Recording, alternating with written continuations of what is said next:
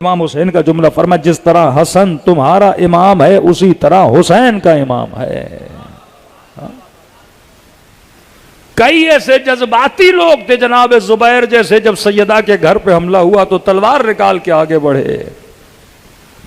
ابو ذر کتنا صاحب ایمان ہے، لیکن ابو ذر کی بصیرت جناب سلمان فارسی جتنی نہیں ہے کہ کہا کہ سلمان ڈر گئے، علی پہ حملہ ہوا، گھر پہ حملہ ہوا اور آپ تلوار نہیں نکال رہے. تو جناب سلمان نے کہا ابو ذر یہ بتا تو زیادہ بہادر ہے یا علی زیادہ بہادر ہے؟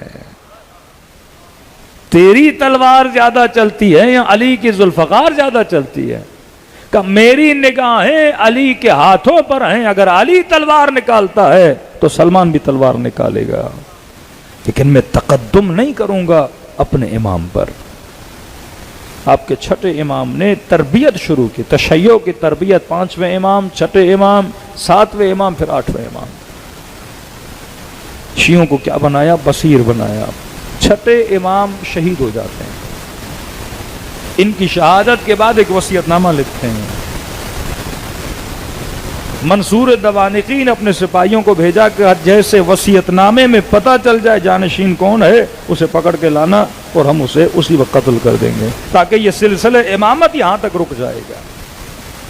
اب کتنی ذمہ داری ایک امام کے اوپر کہ جانشین کا اعلان بھی کرنا ہے، اس کی جان کو بھی بچانا ہے، سلسلہ امامت کو بھی چلانا ہے.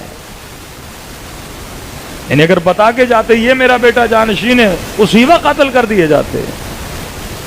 مسئلے کو ابہام میں بھی رکھنا ہے. آپ سامرہ جاتے ہو، سرداب امام زمانہ میں کہتے ہیں 4-5 سال تک گھر کی کنیزوں تک کو پتا نہیں تھا اس گھر میں کوئی بچہ پیدا ہوا ہے.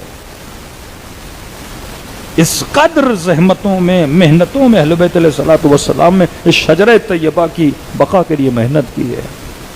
ایک ایک فرد نے خون دیا ہے، لیکن تربیت یافتہ شیعہ معاشرے میں چھوڑے، کیونکہ امام نے کہا اگر ہم کلیئر نہیں بتائیں گے لیکن بصیرت والے موجود ہیں، اگر کوئی شیعہ کنفیوز ہو جائے گا تو یہ صاحبان بصیرت ان کے لیے کیا کریں گے؟ معاملات کو کلیئر کریں گے.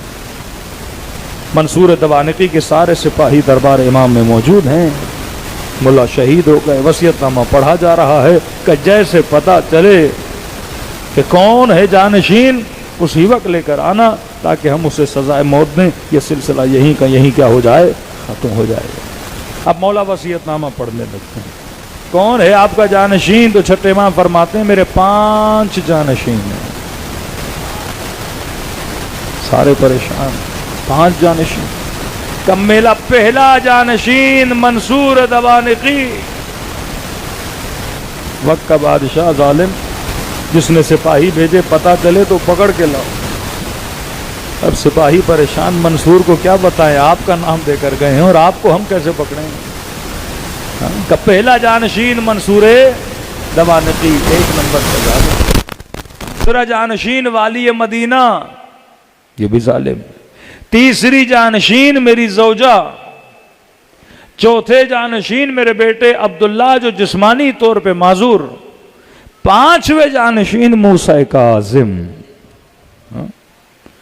اب بتائیے آپ یہاں بیٹھے ہوں اور امام کا وہ خط پڑھا جائے کہ بھائی ہمارے 5 جانشین ہیں، کہ کوئی عالم مثلا شہید حسینی دنیا سے چلے گئے اور خط لکھ کر جائیں کہ جناب ہمارے 5 جانشین ہیں، اور مولانا پڑھ کے سنائیں کہ انہوں نے کہا ہے کہ میرا پہلا جانشین ضیاء الحق ہے. یہ تو مجمع تو اکا بکا رہ جائے گا. کہے گا یہاں وصیت نامے میں کوئی ہیرا پھیری ہوئی ہے، یا سیدھا مولوی پہ اٹیک کریں گے کہ یہ آپ کیا بول رہے ہو. وصیت نامہ امام پڑھا جا رہا ہے بیٹوں کے حضور میں تاکہ کوئی شک بھی نہ کرے.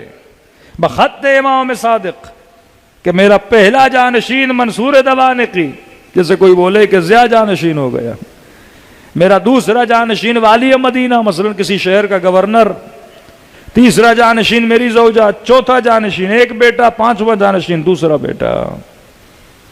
منصور کو جا کے بتایا جناب اس طرح. منصور نے کہا یہ تو خود کنفیوز کر کے گئے ہیں تو ہمیں زیادہ زحمت کرنے کی ضرورت نہیں ہے، یہ خود ہی ختم ہو جائیں گے. آدھے میرے پیچھے، آدھے والی کے پیچھے، آدھے ان کی زوجہ سے مسئلے پوچھیں گے، اور باقی تھوڑے تھوڑے ایک بیٹے کے پاس دوسرے بیٹے کے ساتھ. یہ مکتب خود بخود کیا ہو جائے گا؟ ختم ہو جائے گا. یہ خیال ہر وقت کے حکمران کو تھا کہ میں مکتب علی کو اور مکتب اہل بیت کو ختم کر دوں گا، لیکن نہ وہ کل ختم کر سکا نہ آج ختم کر سکا، کیونکہ یہ سیدہ زینب کا وعدہ تھا کہ واللہ یزید مجھے خدا کی قسم ہے تم کبھی ہم اہل بیت کا ذکر مٹا نہیں سکتے.